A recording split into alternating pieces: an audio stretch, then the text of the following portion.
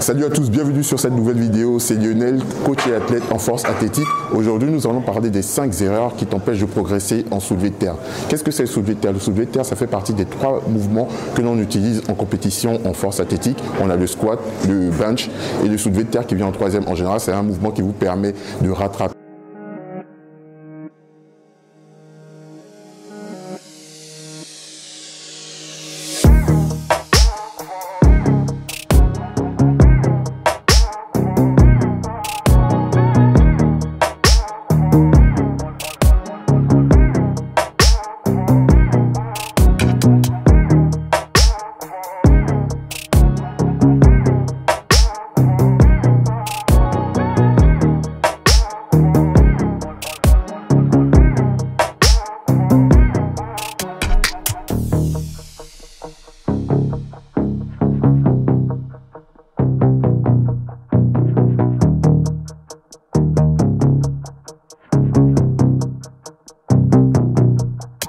Récupération pas suffisante et en 5 des problèmes de mobilité avec les hanches. Ok, donc sur le premier point, la technique, on est tous différents, on a tous des morphologies différentes, donc forcément l'exécution va pas être la même pour chaque athlète. D'autant plus que sur le soulevé de terre, on a le soulevé de terre sumo, on a le soulevé de terre tradi.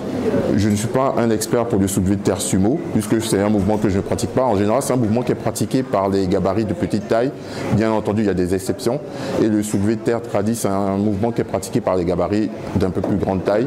Et bien entendu, il y a des exceptions aussi. Donc, sur la technique du soulevé de terre, en général, il faut avoir... c'est comme je vous avais expliqué sur la vidéo du développé couché. En fait, il va falloir pousser le plus fort possible avec ses jambes sur le sol. Et nous, repousser et tirer dans le sens opposé pour pouvoir relever la barre et pour pouvoir donner ce mouvement en fait de force si vous voulez. Donc on va partir comme ça. Il y a différentes prises également. Donc on a soit la prise mixte, soit main gauche en pronation et main droite en pronation, main gauche en supination, ou l'inverse. Et après, on a ce qu'on appelle le hook grip. Ça va être alors forcément les deux en pronation. Mais ça, on le verra sur une prochaine vidéo qui sera vraiment dédiée à la technique, au soulevé de terre, vraiment, au niveau de la technique. Là, c'est juste un point pour pouvoir vous montrer, pour pouvoir vous expliquer en fait les erreurs à éviter. Donc, on va essayer d'avoir en général les tibias le plus proche possible de la barre. Et avoir déjà les hanches, pas dans une position de squat. Hein. On ne va pas se mettre comme ça, on va être plutôt les hanches déjà plus ou moins surélevées. Moi, je vous dis de garder en fait en tête ce mouvement de la gâchette. Je ne sais pas si vous voyez l'image du pistolet quand on tire, le chien qui vient taper. Et en fait, c'est ce mouvement qu'il faut garder en tête, essayer de recréer, se lever et avoir ce mouvement. Et c'est un mouvement de hanche, le soulevé de terre. Ok, donc on attaque le deuxième point qui parle de la faiblesse musculaire. Donc je vous ai préparé des notes parce que j'ai pas tout retenu, hein. Donc je vous ai préparé des notes.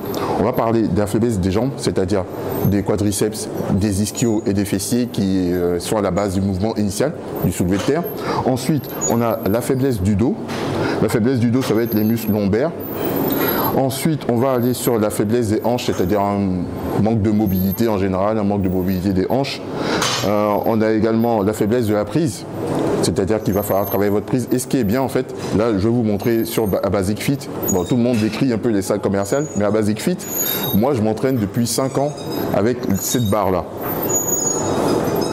Avec cette barre. Donc nous, les barres en compétition, en fait, ce sont des barres de 29 mm. Donc ce diamètre, il est plus gros en général que les barres de compétition. Donc au niveau de la prise, j'ai jamais eu de problème en fait de prise au soulevé de terre parce que c'est une barre avec laquelle je travaille régulièrement. Donc si vous n'avez pas ce genre de barre dans votre salle et que vous entraînez avec des barres de compétition, essayez de rajouter ce qu'on appelle le fat grips, si vous connaissez, et ça va vous aider grandement en fait à améliorer votre pronation, tout simplement votre préhension et votre prise, tout simplement au soulevé de terre. Donc on va terminer sur le 5e point au niveau des faiblesses musculaires qui va être les abdominaux. Donc ça va être également, pour travailler les abdominaux, moi je rajoute à ceux que je coach en général le mouvement de roulette où vous pouvez faire la planche.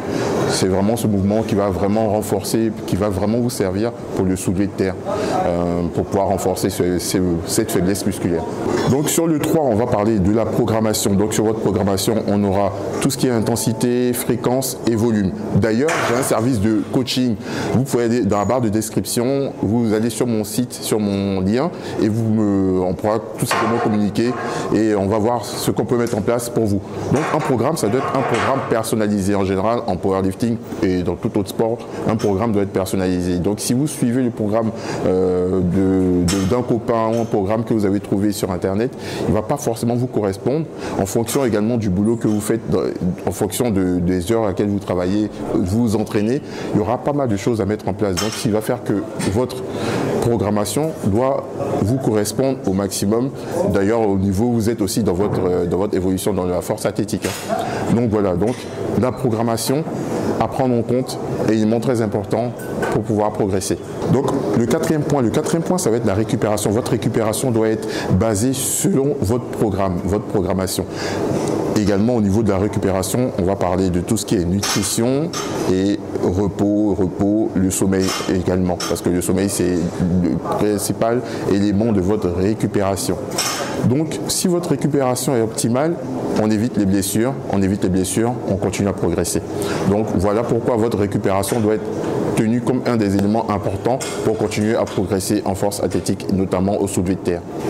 On attaque la cinquième et dernière partie qui va être essentiellement la mobilité limitée. Mobilité limitée au niveau des hanches, mobilité limitée au niveau des adducteurs, mobilité limitée au niveau des ischio-jambiers et mobilité limitée au niveau des fessiers. Donc pour renforcer la mobilité sur les muscles cités, notamment les hanches, ischio-fessiers, les ischio-jambiers plutôt, les fessiers, les hanches et les adducteurs, il est recommandé de faire des exercices de renforcement sur ces muscles.